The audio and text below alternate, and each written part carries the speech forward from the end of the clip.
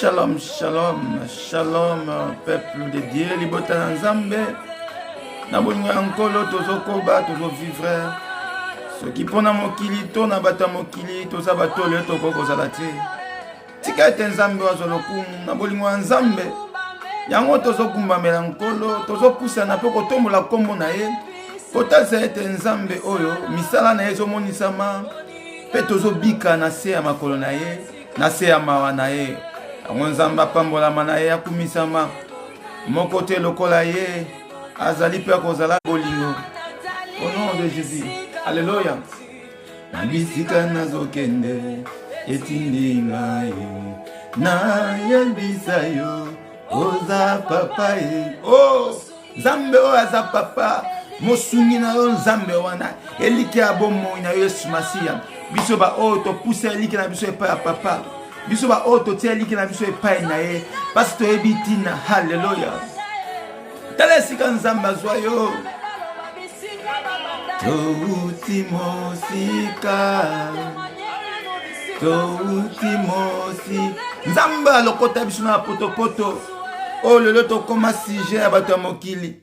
Nzambe oyo alokoti biso mosika esika to wuti na Nzambe oyo esika Nzambe alokota ngai esika Nzambe abanda na ngai. Oh Seigneur, Nzambe tika ete papa kumisama Nzambe na ebi ete loko moko Nzambe soki ezalaki na ngai moko naza moto nakoki kozala te. Soki ezalaki mpo na famille naza moto nakoki kozala te. Soki ezalaki mpo na baninga naza moto nakoki kozala te. Soki ezalaki mpo na moto ya mokili Nzambe même pas. Mais kasi na bolingo na yo Seigneur, na ngolu na yo, na grâce na yo, na mawa na yo Seigneur, naza ko vivre. Tala esiko ozwinga papa, tala esiko oza komemanga Yesu Masiya papa mokonzi kokamwa. Pourquoi pas na kumisa yo? Pourquoi pas na adorer? Pourquoi pas Nzambe na rendre action de grâce? Mokeli na likolo na se Nzambe, kolo to uti mosika Nzambe lola. Olokoti ngai mosika, ozunga na poto na salite Nzambe. Osokolinga Seigneur Jéhovah. Fabriquer na lolenge na yo o salinga nazala oyo nazali nkolo Yesu Masiya. O nkolo nani oyo akoya pona ko bungisa pensée, nani oyo akoya pona ko longola nga na nzela na yo. Loba nkolo na simama na yo te, loba Nzambe na bengama na yo te, loba Nzambe yo te moto pona nga Seigneur. Memo sala oyo na ebi Yesu Masiya nga na yo toza na alliance. Na ebi papa yondo tindenga yondo poninga na momo esengeli ya mwana nkolo na kokumisaka. Alléluia. Shalom libota na Nzambe. Shalom peuple de Dieu. Tika ete Nzambe alola oyo apambola yo na ngai o toza connecté. Tozo kende ko rendre Nzambe oyo kotalisa ke yende azo mériter lokumu. Nzambe atambola ki na yo na ngai. Nzambe azo protéger. Taleza bitumba mosusu o monguna za ko kalikilo. Eza bitumba mosusu o diable na pensée nesi alongola yo. Mais kasi na mawa Nzambe, kasi na bolingo Nzambe oza ko vivre. Yangwana Nzambe azolingaka ko en retour ozongisaka masanzoli otalisaka gloire pa papa ozotala ke soki yo komiti na poko alelo eza makasi na yo te. Soko tali le yo komi yango oza moto tan mosusu okokwa kokweya tana ba penser apamba okoyo kobela ta ba tension pona mokili oyo. Mais Nzambe oyo azolongisaka yo asimuntaka yo azolinga vino ebeba te. Nzambe wana za malamu yango wana moni tika yo to pambola Nzambe banda ko pambola Nzambe. Loba Nzambe merci. Merci éternel de tout puissant. Merci mokeli na likolo na se Nzambe. O nkolo na mabe na sala kana mokili o baza bato ba pesa nga etumbu. Baza bato balakisa nga eke nazo mériter ko vivre te. Baza bato oyo bakoki ko salinga. Baza bato oyo na mabe na salaka. Na mabe na salaka ta mokili o. Soki pona moto akolakisa penza ke ngai naza pamba. Moto akomemanga na ba dimension nyonso. Moto akosali, moto akotalisa tala yo siko wuta. Tala ndongo zali. Mais Nzambe lokola za bolingo atala ke sika o azui yote. Nzambe azozwa na poto aza ko elever yo. Yango bolingo Nzambe to monene Nzambe na bomo na biso to zangisaka te ko kumisa Nzambe wana. Olala ki olamuki oza na raison ko pambola Nzambe. Oza na raison ko talisa Nzambe ke to wuti na mosika. Oza na raison ko Nzambe soki yo te Seigneur Jéhovah nga na ko vivre te. Pona bitumba o ndeko na nga si amokili o toza ko kuta na ngom. Mama kama ndenge na ndenge ozo mona na soma mokili sini na poso ko vivre exactement. Ozo kobanga na moto okomi koloba nzambe alola eza nini me yango zomona ke nzambe loko azanda yo alobi yenda tinda yo ne crains point nenga yebisaki Jérémie na yebi yo na yeba uta libumu ya mama na yo avant même kutoza na libumu ya mama na yo na yebaka yo na pona yo ne crains point je suis avec toi jusqu'à la mort. Nzambe azana biso kino na liwa nzambe azana biso c'est-à-dire biso to kokumisa kaye tala le vrai Dieu nzambe ngana to pona haleluya keno kokumisa nzambe keno ko pambola ye keno ba nzambe na zana raison ko pambola yo parce que ngai osali ngana yeba la porte étroite osali ngana nzambe na yeba bo solo osali ngana senina za na molongo osali ngana faveur yango zo bisa nzambe papa na kokumisa nani na kokende wapi refuge za nzambe alléluia et qui me na biso eza pa nzambe tango zo pousse na pa papa tango zo pousse na pa epo talisa nzambe ko yena motema na yo aba choc makama mokili longola ngo aba distraction ba pensée longola oza pene ya papa oza pene le Seigneur oza pene ya le maître oza pesa ka solution longola kolela na yo longola problème o mona ki pona resili longola likambo moko esa ki o passe et siko yo penser kindaki et siko loba ki vraiment nzambe longola ngo oza pena papa yango wana na kombo na Yesu Masiya tozo kende yoka ndeko nanga nazo na talisa okaka tala na bolingo nzambe na mawa nkolo na nzela makila na ye ndozo mona biso tozo bikaka tozo za purifier alléluia la sanctification para na nzela makila toke ko ebisa nzambe nkolo wana to implorer makila na ye à la sanctification car les écritures déclarent sans la sanctification personne ne verra l'Éternel. Soki tobi totala mokili oyo tokobetaka mabaku soki totala mokili oyo tokozalaka na bakanda mosusu yango zoko nekosenga nzambe nkolo makila na esokola yo makila Yesu Masiya epetola yo elongola ba tension mabe elongola ba salité omona mokili te omona kolo mokili maître atinda yo alléluia au nom de Jésus-Christ ozoko ko implorer makila na Yesu ozoko ko implorer le sang de Jésus-Christ le sang de l'agneau le sang qui ôte les péchés kendo ko talisa nzambe na yo wana ke nzambe wana misala na ye alléluia ezomonisa na bomo ina yo yango makila Yesu Masiya implorer ango makilo epesa yo victoire makilo ekomisa yo victorieuse to victorieux makila o ebengisa mo santo makila o esalaka yo vivre makila o esalaka bomo ino za bonne santé makila o ekomisa na alliance na Yesu Masiya ozo ko implorer yango ozo ko implorer la sanctification ozo banzambe alola papa nazala propre liboso na yo nanzela makila na yo o nkolo purifier nga alléluia nzamba purifier biso nanzela makila na ye tozala entièrement propre na kombo na Yesu Masiya au nom de Jésus nzambe oyo atika biso alléluia tokola to accroître elongo na ivre na blé aebi parce que katikati na biso nkola lobi ayaka nde pona kokabola alléluia ayebi ivre na bleu botika mwe croître ensemble tokoyeba alléluia tokoyeba wapi ya ba nzambe wapi ba ya nzambe te mais nkolo muta yebi justice nzambe tango nyoso to invoka ngo makomezo bisa biso les justes vivra par la foi na kondima tozoyeba ke un jour nzambe na biso atika kabaya yete nkolo abundela kabiso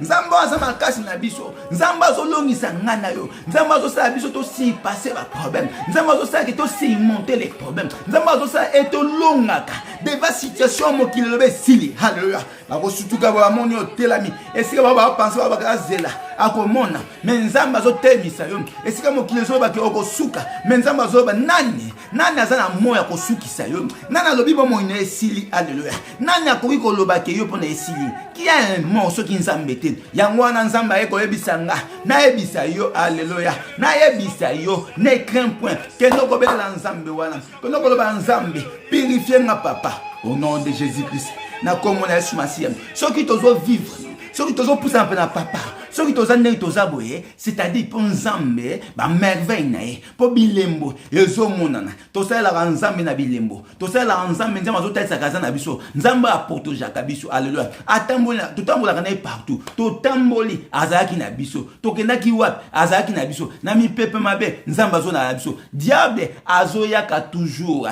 koluka kokweyisa kondima bana nzambe azoyaka toujours koluka kokotisa des ordres katikati kobeta bana nzambe azwaka ntango nyonso koluka kaka bana nzambe bakweisama basala péché mais nzambe azobisa biso mokanda ya Ephésiens 4 haleluya topesa accès na diable te haleluya to péché te tala tokoki kosenga nzambe le pardon car le pardon libère na nzela ya pardon otambolaki ndeko na ngai haleluya tant mosusu yo oyebi te bato mosusu bakomaki mpe occasion de chute na nzela na yo bato mosusu babetisaki yo mabako mais na bolingo ya nzambe etake totonisami na nkolo etake bato na nzambe nkolo azobisa biso tosalaka toujours bolamu pourquoi bolamu parce que bolamu ezalaka nde nzambe yango wana tokoki kosenga le pardon nzambe alola apardonne bangunia na yo nzambe alola apardonne banyonso bakanisi yo mabe nzambe apardonne banyonso bakokosa yo makambo nkola apardonne banyonso bazoluka kufa na yo nkola apardonne banyonso baza na clan ya koluka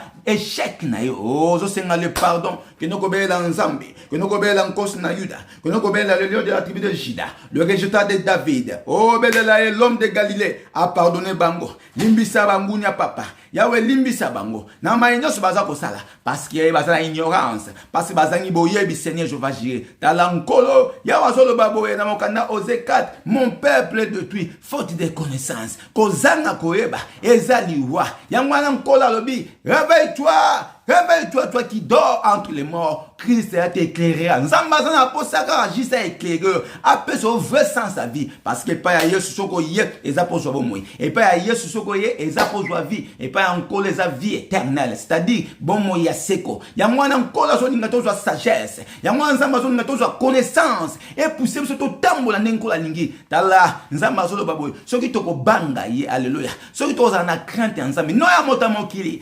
Motamokili alléluia.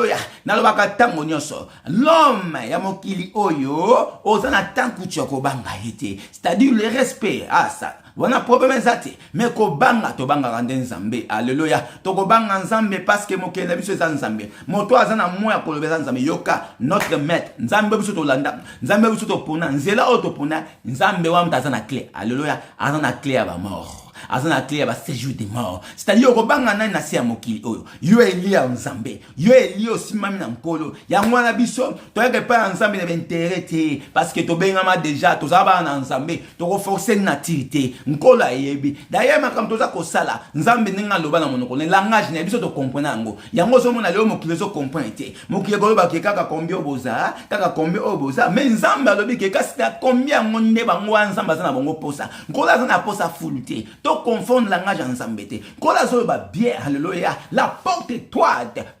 Alléluia. Na simba liloba oyo. Liloba ana kola yebi. Parce que ba ya solo oyo baza mokira. Ba monde ba komona porte. Kasi belé la porte la large wana eza spacieux. Oh kola beza monene. Ba tonyoso bazo mona ngo. Bazo ko ganga kuna. Lelo tozo mona bango ba famille boye. Ba famille boye. Mais bango wana kaka. Loke na kankuna monguna bazali oh makama nzambe. Eza makama likomo na katite, likomo libandate. Makama nzambe zakyo osanga soit otiki alléluia yango beno ko yebisa nzamba lola a pardonner ba enyoso ba kalikila ko mabe ba enyoso ba lo sa ba complicité ba enyoso ba za ba projet mabe contre bo mona nzamba yo ka bango mawa ngola pardonner bango ba yebi ndete ba zangi ko yeba soki bazalaki na miso ya komona alléluia soki bazalaki na miso ko parce miso bo moto e mona kaka makambo alelo kasi ya lobi to ya lobi kuna miso ko ikomona te yango la biso nzamba sali grâce to vision mosika to mona ka mosika ba penser na biso ke na ka mosika parce que nzamba zo benga biso bana na pongo to za bana na pongo to za bato oyo to zo mona mosika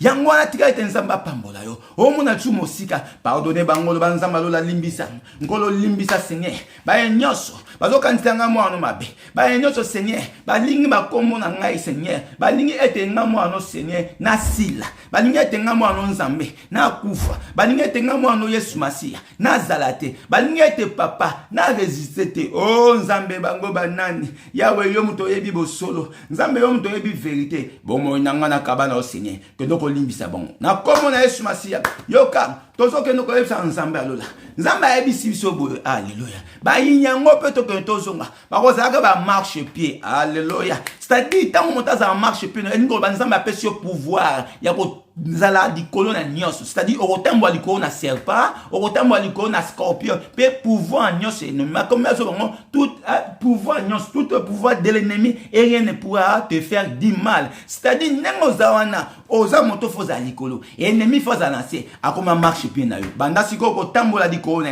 banda koloba oza na pouvoir te. Nazo comme so marche pied, ba projet na yo, makita na yo, ba programme nyonso okozalaka na se. Anzamba élevé, ngola tombola yo, banguna na yo, bakoma ba marche pied. Ba ba kolukaka bo moina yo, ba ba kosangana na kombo na yo. Pona vie na bakuta na face en Nzambe. Nzambe abomo nkolo aza juste na bana ye. La justice de Dieu existe. Ndoko na ngai ko bangelo ko mokote mokili ba koki koloba mokili koki ko décider mais tant nanu Nzambe alobe loko mokote espoir ezananu tant Nzambe alobe loko mokote Nzambe a changer ka bomo ya bato Nzambe a bongolaka Nzambe a pesa ka vie Nzambe a ko change Nzambe a longaka mawa likamoni nyoko zana mawa souci ani na mokili olobo ebi Nzambe te soko zana wa moto ba problème soko zana wa moto ba stress ozana wa moto ba souci c'est-à-dire yona nokota mozunda Nzambe te oh nyonso wana za ya satana souci ba stress ba problème eza être misala ya diable ba fruit ya molimo ya diable mais biso tozaba na nkolo kola zo ba katikati na biso tokozalaka na ba fruit de l'esprit ya makama malamu parce que Nzambe aza moto malamu yango wana zoloba kendo kayebisa Nzambe alola akomisa ba ngunya no ba marche pied alléluia nkola élevé yo kola tombola ozala likolo motamokila mona yo te motamokila za toujours na sena yo ozala likolo banda ko bondela Nzambe banda ko talisa Nzambe oh na bolingo ya Nzambe nkola pesa yo force nkola telemisa yo na œuvre na etala diable bangaka Satan ayebi que soki yo lolo ngengi soki lo yo peli et que puissance en Nzambe comme on t'a bondeli akozala na espacité yango mona tungisaka via bato ebele alors pas kozanga pe koyeba bato ngo pe bazumi kota na jeu ya diable or en réalité biso toza bato oko monguna ko poussa même pas mais soka zo accès exactement mususu na ba mal compagnon exactement mususu na bato mususu oko mate parce que mongunya azana espace pa na yoto yo Nzamba tondi so na pouvoir akoya kosani akobunisa mosika mais soki moto eza kopela yo soki moto eza kongenga yo monguna kokoka te yango zo mona Nzambe alingi katikati na biso toza bato ba bondeli toza bato to priaka kendo ka yebisa Nzambe alimbisa bango alléluia abasa ba marche pied ata yenenge nini ayolo na butu ayolo tu mandenge nini akuta yo toujours pouvoir Nzambe alobaka ta nkola so loba ete mais ennemi ba oza ba marche pied na c'est-à-dire nkola peso pouvoir yo kotambo aliko na bango serpent alléluia scorpion pe pouvoir ne c'est ennemi et kozalaka na scène yo kozalaka likolo au nom de Jésus-Christ nazo biso zo pouvoir o loba Nzambe be ennemi na ngai o bazo ya tango nyoso bazo na nzela moko boye bazo kote na nzela oh na porte bazo kote la kaka nkolo nom de Jésus-Christ bazala ba marche pied na papa na nyata bango bazala na kendo ko invoquer Nzambe ozo bondela pona bomo ina yo ozo bondela pona vie na yo à la puissance ya prière okoyeba mota parce que motema no feza connecter na Nzambe kendo ko prononcer ozanga malobate nazo pousser on koyeba Nzambe benemi na yo na ba plan nyoso bazo bundisa sorte nyoso mongunya ayebe sika kote laka soka moni oza fort alani na nzela molongane soka moni ke molongana za fort alani na nzela mwana soka moni ke mwana za fort alani na nzela moko boye akokola na bino nzela misolo donc c'est-à-dire faut kanga ba porte donc système ça qu'il faut comprendre toza na tango ya suka diable aza na façon nyonso azo luka kake sika nini ye akoki kokotela yango Nzambe azo bisa biso na Efesien to pesa diable accepter mais mawaba na Nzambe ebele connaissance ezate bozo pesa mongunia accès ne sika kokota te esika vérité ezali lokuta kozwa place comment alléluia esika vérité ezali il faut toza réellement libre si c'est vrai le Christ nous a franchi il faut toza libre metala ba na Nzambe ebele ko kanga mezali bazo pesa accès na diable azala kan accès te pena ba na Nzambe mais biso mokonde ba masumu na biso pona nini diable bazo manipuler au céder na yo ozo comprendre que c'est le Satan qui est là ozo comprendre c'est le diable qui est là mais motema no andirsi yango alléluia c'est-à-dire ozo ebande monene ya Nzambe te ozo ebande pouvoir Nzambe apesa te yango ozo kondo kotelemela nzela o nyoso ozo kondo ko déclarer na maloba na nzela nyoso mungu nyazo kokotelaka akokinga te azoluka sika faiblesse ezali alani na nzela ya mwasi alani na nzela ya bana alani na nzela ya nani ya partenaire alani na nzela ya nani au nom de Jésus esika etumbano ezowuta kende koloba epa nzambe nkola fixe regard nzambe afixe regard na nzela wana bakutana na ye moko fara parce qu'après tout biso tobundaka te nous faisons que déclarer alléluia parce que nkola ezobisa biso Exode 14 restez silence moi-même je combattrai à vos places yango wana tokoyebisa nzambe kende kodéclarer papa alola papa yawe tala etumba oyo amopepe nini ya maladi mopepe nini ya baproblème yango alléluia soko otali na monde ya spiritualité ozo comprendre que ezowuta awa mais nzambe aveglaka mutu te nzambe afongolaka mutu nde mayele mais mongunya nde aveglaka yango ozokoyebisa nzambe atondisa na connaissance afongola esika etumba ezomonana oyo boye nzambe ayekayita ale nzambe aéclairci abimisa na poisa bato bacomprendre bavie tozokendaka nango mongunya azoluka toza na dernière ère azoluka baenani akokende na bango yoka koza surpris te keba koza surpris te préparer enlèvement na nazonga na ebisa yo ke telema likambo moko boye alléluia kende kotika siko bana na boka nzambe kende ko recommander bana na boka nkolo Seigneur de tout puissant mopesi na bana eza nzambe alléluia soki nzambe apesi yo bana eza te po bana bamonisa yo pasi so nzambe apesi yo bana ezaka lipamboli alléluia eza bénédiction kola solo baboye na mabota na biso stérile kozalaka te même ba troupeau na biso ba brebis na biso c'est-à-dire ba kozalaka béni et pourquoi tes enfants ba kokoma bitumba na yo pourquoi moto yo vivane akokoma bitumba na yo bien que la Bible déclare l'homme aura pour ses ennemis les gens de la maison. Alléluia, yoka. Mais nzambe azala juste. Aebi ke tumba mosusu eza peut pousser no rebondir. Mais yo devant nous akaka ya ko déclarer par exemple, que no ko déclarer. Yo ko tika bande pa na boka. Ozo bondela o nzamba ko kama papa. Mo bateleza yo, mo pesa au Seigneur. Na ko tika mes enfants entre tes mains papa. Partout ils sont. Oh Nzambalo la kende ko déclarer na comme na Masia. Mo battre Nzambe, mo bombe Nzambe, mo pese Nzambe. Nkolo apambola Nzambe. Bongisa venir na bango. Nzambe e moko nimta ko bata. Yo ko sala makasi nyonso. Oko forcer alelo basunga ka Nzambe te. Nzambe ndemo ta yebi. Yo zaka ke ba genou na ona se. Mabongo na se ko tike pa papa. Nkolo fongola. Nkolo sala quelque chose. Tala okoki ko changer moto na force na yote. Parce que c'est une force mon spirituelle et les kinzoto o. Car nous combattons pas selon la chair, mais selon l'esprit. Il y a moyen qu'on déclarer joie force. Na comme on a eu Masia. Quand on a rebondir là, bana ko déclarer. Otiki ba na boka nzambe. Otiki nda ko na boka nzambe. Yoka mo pepe nini. Alléluia. Nom de Jésus Christ. Mo pepe nini. Oh, mo pepe nini. Ezo frapper alléluia. Mo pepe nini. Ezo kota ndako. Mo pepe nini. Ezo wite pa mungu la. On a eu Masia, bana siko kokota confusion. Na nzelo eyela ki au nom de Jésus Christ. Nzamba lola mon peuple nyonso. Et envoyé par le diable. Oh, nkolo pesi biso pouvoir. Ya ko dominer ni ko na nyonso papa. Olobi to kozala kamikila te kasi bitu au nom de Jésus Christ. Et nous ko déclarer à la confusion na ngambo ennemi. Et si kaka eutaki. Et si ka bitumbo joela. Et si ka ba guerre oh nzambe to bondelaka. Nzambe a solo ponangai. Nzambe a ebisanga ki na za prophète. Nzambe a confirmanga. Nzambe o ebisanga ki na za alléluia. Quel est ce qu'on déclare au nom de Jésus-Christ? Et si comme peuple outa, semaine 42 to 6, nzamba la confusion totale. Elle confusion quand on a mongunia, confusion quand on a mongunia, bazala étalé, alléluia. Ba soina bango na bango, et compression quand la kende ko déclarer na comme on est sur Masia. Ba ko ko sakana na bana nzamba te autorité na comme on est na so ebisa yo autorité. Kende ko loba confusion na ngambu ennemi. Et si comme peuple nyoso mabe, diable la sima, le malin, alléluia. Nzamba lola nkolo tika baza confondu alléluia baza la confondu confusion totale na mabota na bango na bana bango nzambe bakota bango mona désordre na comme on a Masia au nom du Seigneur Jéhovah ozo bondela alléluia kende ko implorer nzamba lola nkola kota likamuna loba nzambe kita kota likamuna ngai nkolo na kokorat na force nzoto oh papa naza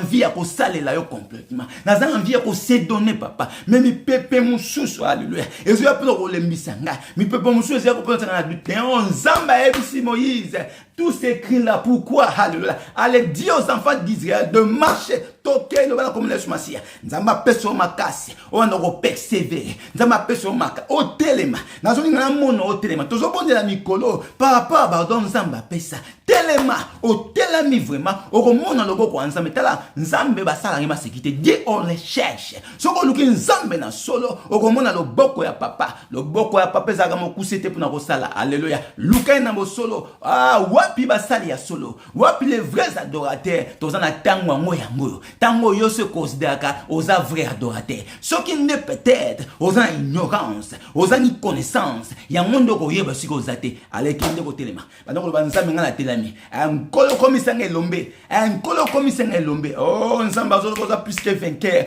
pour kozo ko abaisser les bras kozo zo bisa oza molongi pour kozo lemba kozo zo bisa yonde alléluia na sima na yo tala mongunya zo ya manegansi wana rien nzamba yebi ko changer bomo ya moto nzamba ko changer bomo na seconde alléluia nzamba ko pambola yo na tamoko ono kanate nzamba ko fungolo ba porte na dimension nyos yango na so talisa yo eloko moko te ekoko kanga yo soko sima na Yesu Masia au moins zo vivre na ignorance au moins na doute ya nzambe oh yango nzamba zo talisa biso tango zo pusana yaka na kondima parce que ye likolo ya kondima akobakisi yo eloko ezangi c'est-à-dire à la fois na soko yango ko soko amoni yango yamba connexion na komo na Yesu Masia banda ko pusana banda ko déclarer nzamba lola papa tondi so na foi nzamba tondi so na kondima banda ko déclarer na komo na Yesu Masia nkolo na zo senga kondima tondi sama parce que yango za moko nkolo zo na kutoka na yo yango za moko nkolo zo na mona mona bilembo ya nzambe okende liboso o espérer oza na assurance totale nana ko kabolo na Yesu Masia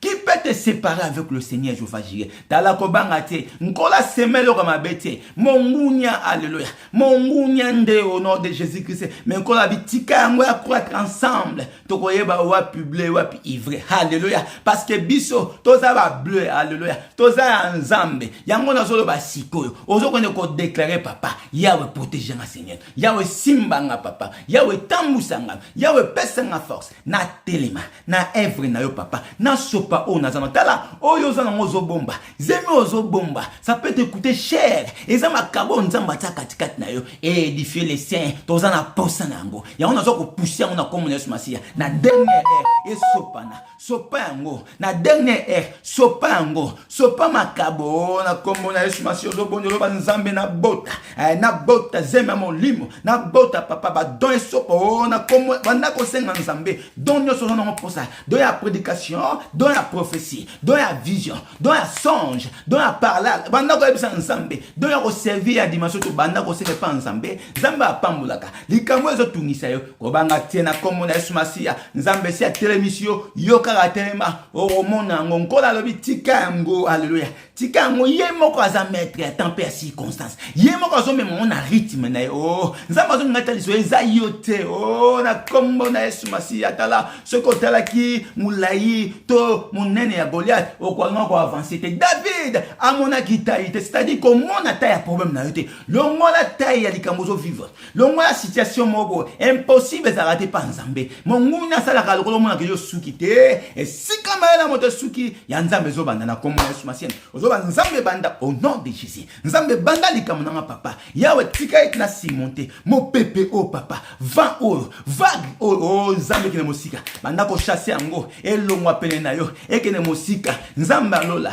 nzambe otobelelaka nzambe otobondelaka nzambe ayoka mabondeli ya ba juste tala tango zobondelo za juste nzambe azoko le bondeli na yo nazonga atalisa oke zala juste pene na nzambe parce que nkola yebi alléluia koza moto incrédité koza moto makambo belebele te longola ba salité pena pousse na pa nzambe oza propre entièrement propre okomona loboko ya nzambe longola nyoso ya mabe konoko sa nzambe soutenir yo kola pesa force kola tondisa na nguya kola tondisa na force kola so baboya biso tozo l'onction alléluia molimo katikati na biso toza na posate ba enseigner biso makambo c'est-à-dire l'esprit qui est en nous ça nous enseigne ça nous donne la sagesse ça nous donne l'excellente connaissance je veux que tu avances dans les choses de Dieu allez avancer na kombo na Yesu Masia mayele tondisa mayo sagesse fonga buana esika bato bazoka kate yo zawana olobi loba autorité mo pesa melo au nom de Jésus-Christ na kombo na Yesu Masia ozobondela ozokonde pesa nzambe alléluia kita na kombo na Yesu Masia nzambe kita na bomonanga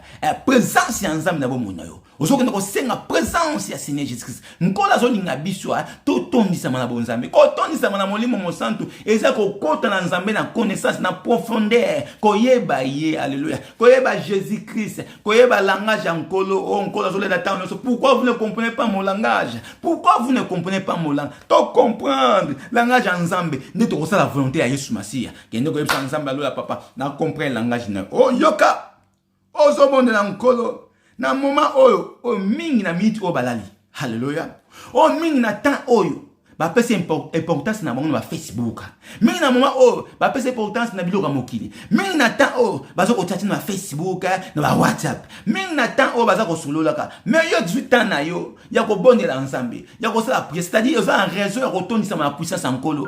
Keno ko nzambe lo tondisa nga papa ya wetala temps au Seigneur ebele balali nzambe mais na ndimi nkolo ya ko se sacrifier ya kobondela ya kotondisa ma puissance papa. Pourquoi pour ya nolanga nzambe ya nolanga moko papa toka bitam opa nzambe na tina parce que toza ba eli okoki kozala awa te na zo bisa soki nzamba benga yo te azare zarate na makambo nzambe za makambo ko marcher kaka yo persévérer otikali persévérer ndo kozala ka sauver na komo na Yesu Masiya kendo ko yebisa nzambe nkola yo kalibondeli na yo kola zo batango zo epai na ye yaka avec assurance yaka avec foi yaka avec confiance kendo ko ba nzambe. Merci Seigneur Jéhovah Jireh, merci na temps au moment favorable Seigneur na pousser un peu na yo nzambe pona ko kumisa okene ko kumisa nzambe lo ba nzamba yo ki libondeli na yo nzambe to kenaki na ko bondela yo ki yo haleluya exaucer yo keno ko talisa ki nzamba yo ki yo merci kuno ba nzambe. Merci na ndimi ke accomplissement za dikola ona utko senga. Merci nzamba lo la papa mo pesi na kimi za Yesu les renouvelateurs za Yesu les rémunérateurs pesa Yesu les restaurateurs kaka ya nzambe na biso Moutazana clé nyonso Yesu alléluia kino ko yebisa nzambe.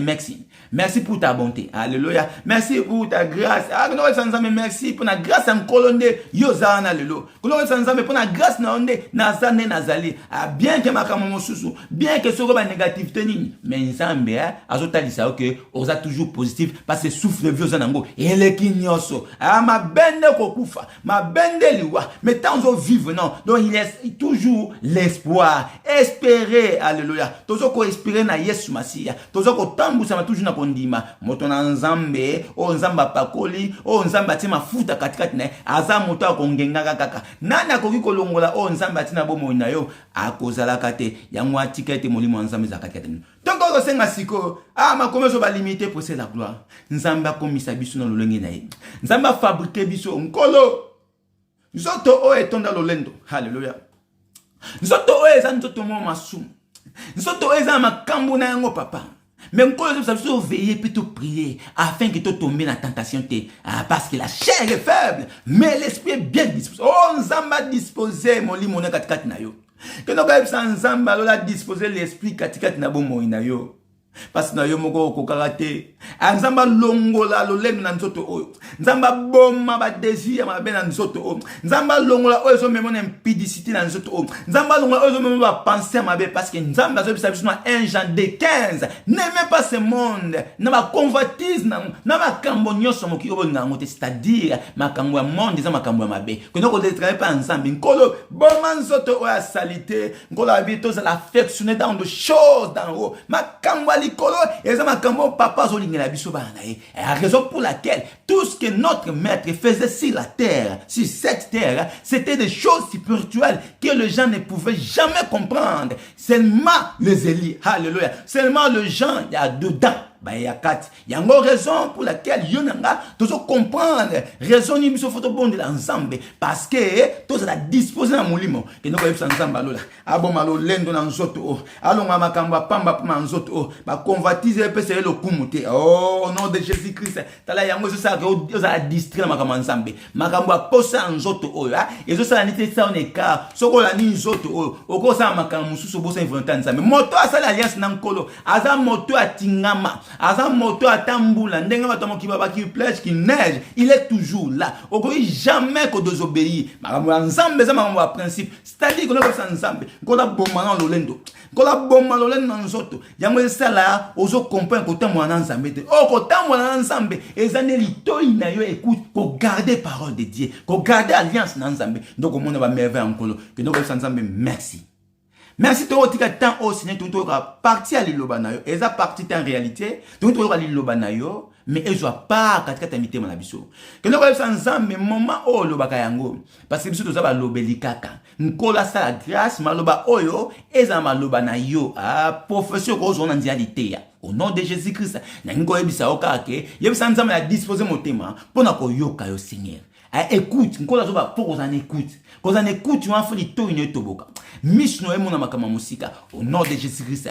Tika moment où est pas encore, nzambe moi je contrôle. Où est la distraction qui est bisika bikaoki. Il y a mon gougne qui est bisika bikaoki. Pendant moment où diable peut se coopérer dans ndenge mais si la puissance nzambe zali akokuka te ko distraire peuple de. Tika ti loba oyo bima awa et du fait les saints. Alléluia. Au nom de Jésus-Christ parce qu'il y a la manne. Alléluia. Et ça la manne cachée, la nourriture à temps convenable. Au nom de Jésus-Christ. Neba santo alola. Tokyo koloba. Amen. Amen. Nzamba pambola yo tozaki connecté toke na lombango ko fonga makomi na nzambe ya ko comprendre nini o nzamba ningo ba tango oyo nzamba aza tellement bon aza tellement puissant tellement bolingo mais to comprendre parce que nzamba zo nganga na yo kaka to comprendre pour ça na ezanini soki ko comprendre nzambe si ozana tanku tute ni makamuso kotika na bible yo mozo comprendre oyo ya nzamba lobi oyo ya nzamba lobi parce que nzamba za ndengana nzamba ninko éclairci biso ba na ye façon ni to ko vivre na sa mokili o tant que ba passager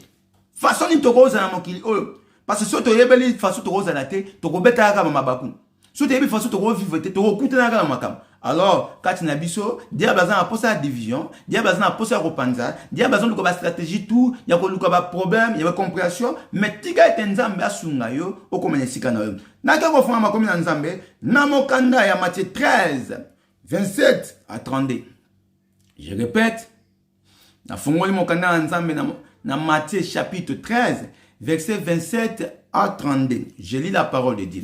Les serviteurs du maître de la maison vinrent lui dire, Seigneur, n'as-tu pas semé une bonne semence dans ton champ? Awa, serviteur et maître à retourner ensemble. Alléluia. Atuni Seigneur, Yesu Masia. N'as-tu pas semé une bonne semence? Olonambu mamalamute. Yoka, d'où vient donc il y a de l'ivraie? Atuni, où tu vois ba ivraie au nkolo? Olonambu mamalamute. Donc, la réponse est à notre maître. Il leur répondit, c'est un ennemi qui a fait cela. Et les serviteurs lui dirent, veux-tu que nous allions l'arracher? Ah, encore la c'est ennemi de Asali Yangon. Donc, on va voir un colon là qui boya. Colon là qui boya. Bazar qui a bisoté.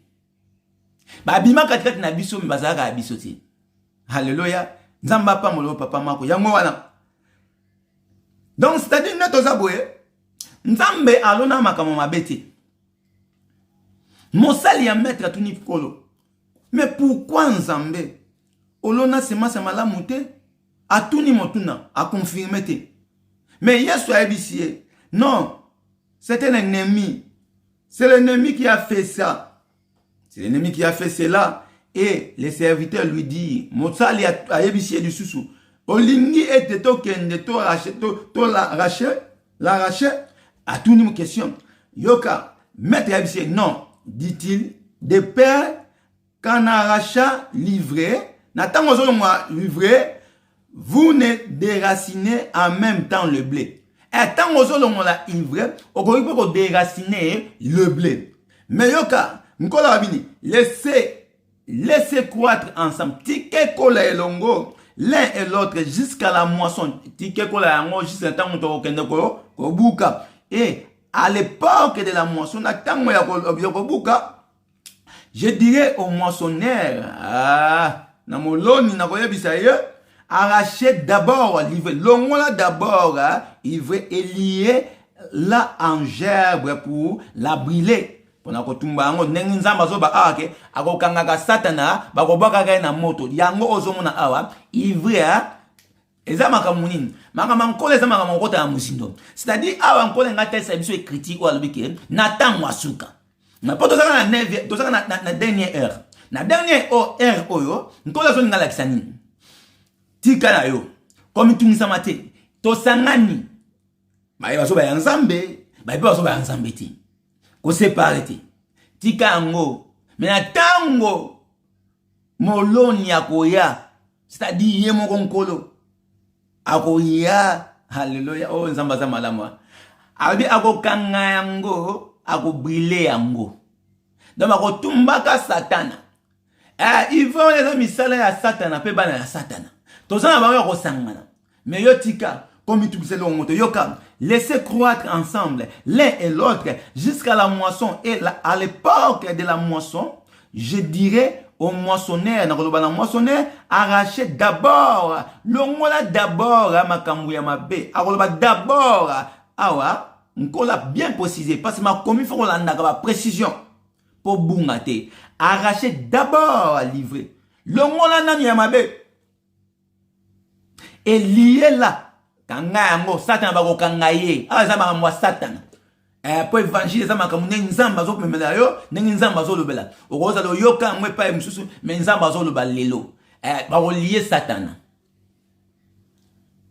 nzamba lola ngolo merci pour la connaissance ngola lobi je dirais au mentionné arracher d'abord livrer et lier là en gerbe pour la brûler tant ba lier et puis ba kotumba ka ba koboka na moto en fer yango likamon awa mais amasser le blé. Voilà siko tozu abiso batmalamu dans mon grenier. Voilà. Il a proposé une autre parabole. Ezama kamukaka koyeba connaissance. Pourtant on motozo tuna ezake po yeba.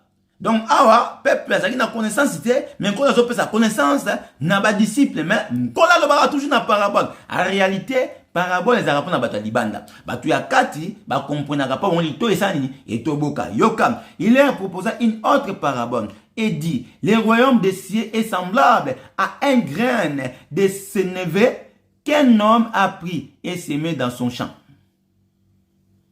Oyoki et na 32 ko la susani c'est la plus petite de toutes les semences mais quand il a poussé il est plus grand que le légume et devient un arbre, de sorte que les oiseaux du ciel viennent habiter dans ses branches.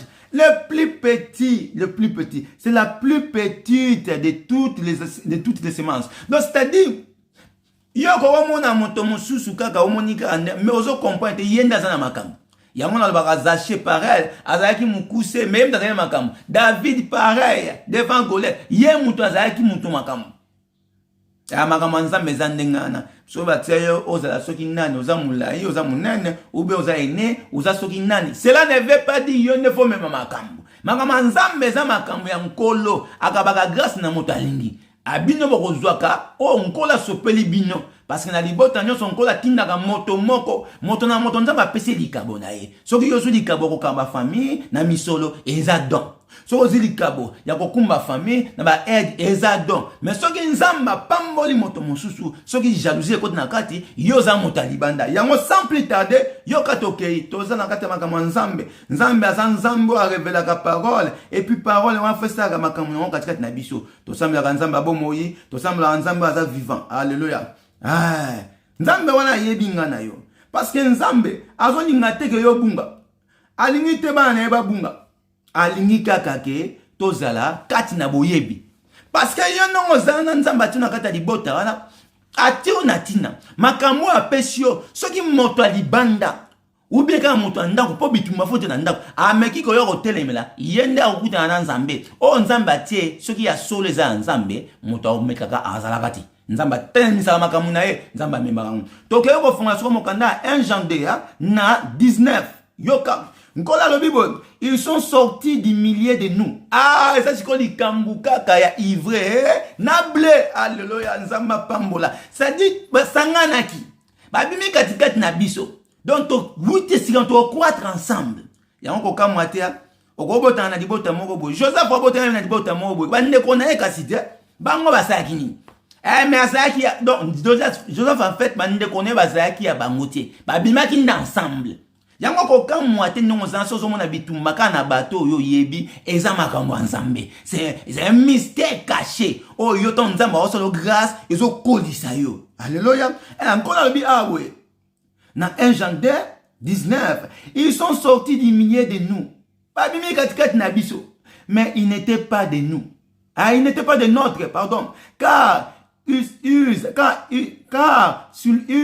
était de notre Ah, il serait demeuré avec nous. Ce qui va se la biso, n'est au demeurer na bango ensemble. Le corps va se biso te, yango moni bango, seng na bango, bakanga bango va briller, bango pour va se biso te, biso za batu misusu, bango peut va se batu misusu. Ah, n'aimez pas ce monde, mais aimez-vous les uns les autres. Avec nous, mais cela est arrivé afin qu'il fît manifeste que tous ne sont pas des nôtres. Yangwe sami kepo nyoso baza abisote. Baza ki abisote. Pour vous, alléluia. Lilo besaki kakawana na 19. Donc, babimi na biso. Mais baza ki abisote. Na utu ko talisa, ivre na bleu. Nkola bibo tika mwa croître ensemble. C'est-à-dire babimi to kola ka elongo. Mais to la kisangu na mutu. Yongo ba fruit de l'esprit. Yoko le lagate. Na tunga nga pousser ko talisa, OK. Okokola na nyoka. Koka tete nyoka na sa loko sala. Te, rien. Kola te kaka wana, pa mona puissance na yo. Alléluia. Nkola zabongo. Nkola pa zui Daniel te kaka anyok nyo wana ko sala loko moko te. Po ya za likolo ani. Et puis nzamba lobi boya, kasi ata ba tiyo nyoka wana te. Kola pesa ko da pouvoir osani. Otambwa likolo na serpent. Otambwa likolo na nini? Na scorpion. Peut pouvoir nyoso ya ennemi. Ennemi pouvoir ne nyoso eloko esala yo exact. C'est-à-dire na ningaka ko comprendre force ya parole. Tant on tanga parole, au moins côté point c'est là qui ko la alobi d'abord kanga eloko wana. Ane na tambola ko labi ke nkolo yo bini o pesi biso pouvoir mon côté ennemi. Donc muto ko vendre la combo na yo di premier 30. Ako sala ba cérémonie ndenge na ndenge. Be cartation ndenge na ndenge. Ako kate parce que nkolo déjà aloba ka pesa pouvoir likolo na nyoso. Alléluia. Ndeko na tika nzamba pambola. Tika nzamba pambola soko zo connaissance ya nkolo. Okoyeba ndenge o vivre na se ya mokili. Il y a des choses qui nous arrivent. Si vous avez tu abandonnes. Mais comme tu as un colo, au moment où sagesse est bakisio. Donc, ça c'est Dieu qui parle et ça te donne encore la force. Ozo comprend ozo miteya. Alléluia. Ozo comprend que nkola zoloba. Alito ya nkolo. Yango moni tozana tango oyo kaka. Liloba ya solo. Yango ba osani ba roina ya kabiso. Parce que à cause de la vérité. Le Seigneur a dit Jésus-Christ. À cause de la vérité. Que vous salanga boy. Pendant ce babo solo. Yango bozo salanga boy. Ah, mokilio ezanga mawa. Ah, comprenez-le. Mokilio eza bisote. Mokilio ekolega na makambo nango ekolega. Pourquoi mokilio ekolega na makambo ekolega? Po eza makambo mabe. Oh, makambo solo ekolega kate la parole. Eza makambo solo ekolega kate nzamba pambola. Yango wana Kolo na bolingo na ye, atondisa biso na bwana. Tokei ko epsa nzambe merci, c'était la parole de Dieu. O nkola lobi, esika molimo sukisi yo, o suki wana parce que totamu sa masolo l'esprit. Ainsi dit l'Éternel, nzamba pamwe. Tokei ko nzambe merci parce que koyo kayo nkolo eza ko pesa biso force. Koyo ko nzambe eza ko pesa biso assurance. Koyo ko nzambe o eza ko fortifier biso. Yango nkola so sani to fortifier biso na biso. To se fortifier entre nous. Yango moni nzambe atika raba na ete. Pourquoi baloba ke bile ya molimo? Parce que makambo pesa ya molimo. Yo le bile ya molimo yo za bo moto. Est-ce que concordance c'est ça? Et le simbati. Pour le bile ya molimo yaka zala moto molimo. Zala moto molimo pour lia bloga molimo. Koza moto bo moto te bloga molimo et que les kayo et que zala goûter na monoko o comprendre loko mokote. Et makambo ya nzambe. Eza makambo ya baye bazana kati. Eza makambo ya batali banda te. Mais nzamba sala o faveur, nzamba sala o grâce, o kola, o banda ko sopa. Alléluia. Ba donna yo o bota. Obota ndedi kambwezana po makambweza kotonda katikati na yo mafuta ezopela eza dernier heure soko botite eza ngamona yo.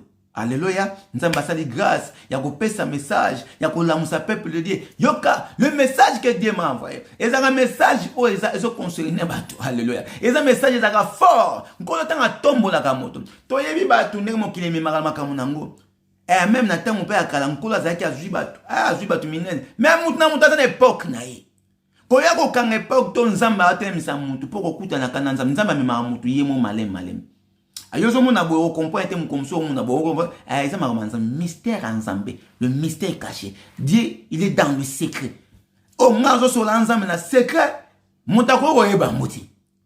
La façon dont je marche avec l'éternel, mon tako, il est mouti. Alors, le roi a monté à secret, à Yebi. Yango moni tango azaki kotambola na Moïse. Oh, Joshua azalaki wana. Mais c'est ma secret. Mais au moins à la fin, nzamba zwaki nde Joshua sani continuité. Donc ba yo yebi bazaki minene. Tozo kanisa ba tonya ba minene, ozoki ta ba musu te nzamba za nzambe atan maître atan pe à circonstance. Donc na temps oyo abe sengono moto na serviteur oyo a relé sa peuple na les messages yata convenable. Et les messages que Dieu m'avait envoyé. M'avait donné, s'il vous plaît. Le message que Dieu m'avait donné, et c'est la canine. Et ça, n'a qui n'est pas à parité. Si vous comprenez la terme, le monde, ma spiritualité, et ça m'a cambo un colo à Ebissa. Pas l'obéla kangai. Donc, c'est-à-dire, Dieu, à Ebissangai, n'allez pas chez les païens. Allez plutôt chez les brebis perdus de la maison d'Israël. Ban en Zambé kaka. Donc, tant que tu makaron zana, oza ya nzambe. Yango na lobaki lobi, yoko kiko yana papa te so nkola pona yote. Oko yaka te, okima. Oko pakata po makama moto eza ay ko petu komposo ke oko zonga soko za nkolo. Alléluia. Parce que nzambe alingi nini? Alingi ke ba yaye babunga te. Les brebis perdus. Tant que les brebis perdus de la maison d'Israël. Israël les abana ensemble. Tozo représenter Israël. C'est que ba no babunga wana ko zonga wana molongo ka ko sala nini ko la kisaba munzi la lola ba se repenti ba zonga le pardon to kuma parce que tant ko mu se nzamba brigade biso le temps. Toza ba eli nzambe. Nzamba pambola moko na bolingo ya nzambe. To ke ko ebisa nzambe merci Père éternel de tout puissant. Mokeli na kolo na se na moma kitoko opesi biso na maloba kitoko bilei kitoko nzamba lola. Yaba kumisa banako pambola nzambe. Loba merci Seigneur. Merci parce que nayoki le coup ya moi zake pourtant nayoki pe na tina pratique na tina misala parce que nkola zo biso ceux qui te retiennent na pratique parce que belé babela Seigneur mais Seigneur a tout napé.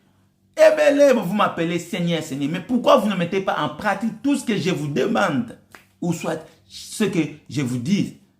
Parce que le diable il est là juste pour bon chose à penser. Mais nous pas mon ensemble. Ensemble merci. Je veux mettre tout en pratique. Alléluia.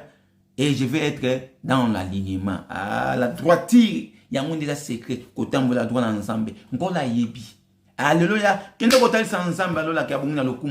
Quand on peut merci parce que tant yo disposé, yo moni en moka boye, mais minene ça melio. Alléluia. Prière no sana nzambe nzamba kangolio. Ezata musuno mon peuple muso équipe balancer, mais fait ka yo bondeli moto abikisami. Et fait ka yo bondeli nde comment ça quelque part abikisami. Et fait ka yo bondeli nzamba ça dit quelque chose pas yo ki ma na nzela moto moko. Alléluia. Peuple me babikisami. Na nzela ka li bondeli na yo, ba to azaki faible, ba suis force. Yango so banzambe merci. L'Éternel soit béni. Pambola nzambe alola. Pambola mo kontia ko kam. Loba Seigneur na likolo na se. Na se amabele. Oh nzambe. Nani aza lokola yo. Nani akokani na yo. Nani akozalaka lokola yo. Azalite. Yawe na pusa na kalatina.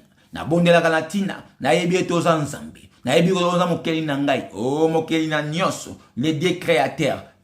Père céleste. Tendre Père Yahweh. Komisama, bandako pambola nzambe, bandako talisa ba merveille nzambe, aza su merveille. Toko comparer nzambe na nani. Bolingo ya nzambe, pena bomo na biso. Oh nzambe akosalela ko. Oh, ekozala te lokola moto mokili. Oh nzambe akosalela. Nzambe abongisama kama kitoko kaka pona bana na ye. Makamo mabete, ya mwana tozwa connaissance, ya ko comprenaka mabe na malamu parce que connaissance ezaka juste etalisa oke nzelo zo tamboza malamu. Nzelo niko keneza bien te. Connaissance eza molimo na nzambe sagesse basenga kango senga nzambe alola merci loba kolona pambolio parce que accomplissement na nyonso na uti ko senga papa oh je suis heureux kono ko nzambe naza heureux l'homme parce que comme pire heureux l'homme qui a le cœur pire yoka nzambe za bolingo aloba nzambe za bolingo papa merci to kumisa ondenga nini to santu ondenga nini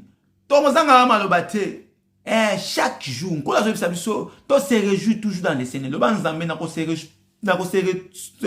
réjouit toujours na bon Nzambe.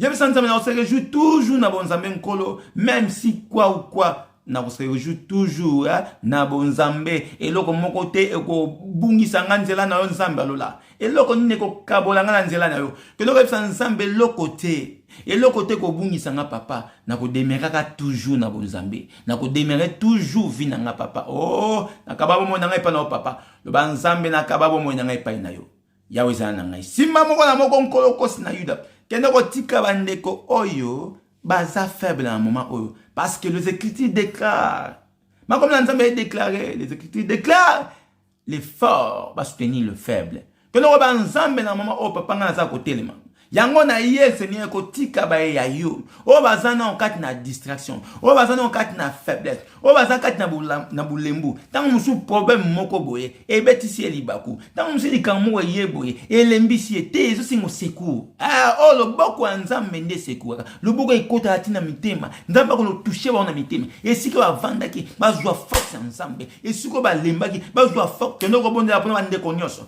lo bande ko na ngai nyoso za quelque part ba brebis perdu de la d'Israël, ma servante de Dieu, ma serviteur de Dieu, oh, baza partout dans le quatre coins du monde. Tika ete message oh et comme la bango, ba eto bon la na bango oh ensemble to na bango la marche avec l'alliance. Seigneur tika te ko temisa bango, pesa bango force ba tellement Nzambe. Kolo be sika mi balemi sa to basanga na komo na yo, oza katikati na bon. Merci Nzambe parce que vous êtes na biso. Merci Ngolo parce que vous appelez la tête na biso Seigneur. Butu alelo, kinoko kabay pa ya papa. Lo ba mo santu ya boule. Papa yonde Nzambe o kengela ko batelaka ngana ko lala na Nzambe e bele ba ko lala na silence metongo bala muki yango te mais biso Nzambe alola toyebi tant to lala Seigneur mo batele zio misna biso ko kangama kasi misna Nzambe ko tala ka biso alléluia yango ko no repsa Nzambe alola nkolo protection divine na yo ezaka kata mitema na biso protection divine na yo kati na mabota na biso protection divine na yo kati na ba foyer protection divine na yo kati na ndako la paix de l'Éternel qui met en Nzambe e wumela kati na moko qui met en Nzambe ezwa place na bandeko oyo bazo souffrir na moment oyo na bandeko oyo baza malade na bandeko oyo bakamba déclarer bango maladie fu maladive na komo na Yesu Masiya toke kolela Nzambe alola maro ezali kona bango Nzambe a délivraka Nzambe ayoka moko na moko kaya moko na moko Nzambe sa quelque chose a délivrer ba yaye ayoka peuple na mawa akangola bango apesa bango makasi et siko o maladie ezwa ki place au nom de Jésus-Christ to côté mais molimo maladie kati na moko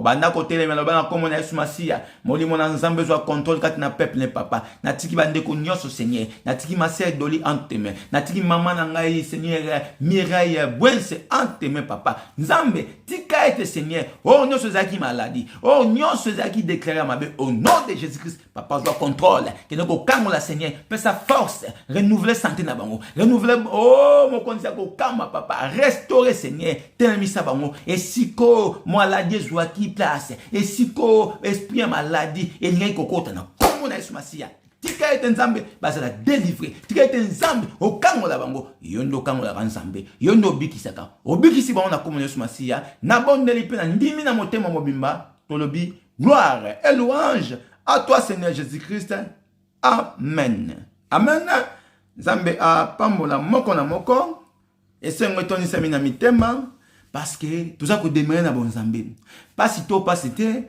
toza na Nzambe to kangama na Nzambe simba Yesu makasi yenda zanzela akomema biso tinyesika c'est-à-dire na bo moi na yo ato komi ndenge nini ko banga te soki Yesu azali Yesu azo secours na yo Yesu mtazana liloba suka Yesu mtakangolaka ko bungisa likete mokili o meme na prédiction te ko mona no makama mokili o te ko mona bisengo o te e ko tombe moko mosusu okoko comprendre valeur o on dirait ko bondela un jour attends likolo oloba Nzambe na tanga suka na dernière heure otindaki moko na o Seigneur ndelelo o na persévérer Nzamba pambola bino tokutane moko na lobi soki notre maître a zongité toza wana toujours na mabondeli mais bientôt on a fait semaine toujours ko atame na baki na groupe ya WhatsApp tokoza na système ya WhatsApp parce que WhatsApp ils appellent vidéo que ça manango ben to peut ko ça peut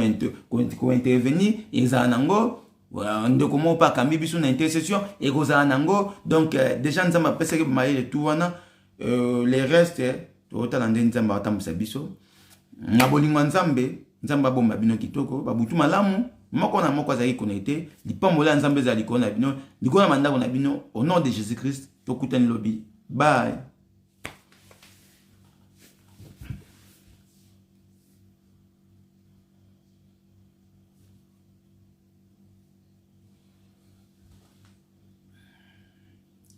Bandana yokala kolonanga papa nga Yesu touti na yo mosika na baveye na ba retraite koluka yo mabolongo na se alleluia kembo na yo kembo na yo kembo na yo zambe nanga ya ya kumama na yo mosantu ya lola.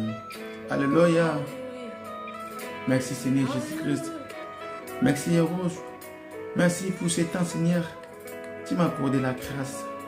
Merci Jéhovah Jireh qui nous a parlé. Alléluia. Tu es si merveilleux Rouge. Alléluia. Jésus. Yesue touti na yo mosika na baveye na ba retraite koluka ye. Alléluia, on y va. Alléluia. Et si l'esprit de celui qui a ressuscité Jésus d'entre les morts habite en vous, cet esprit rendra la vie à votre corps mortel.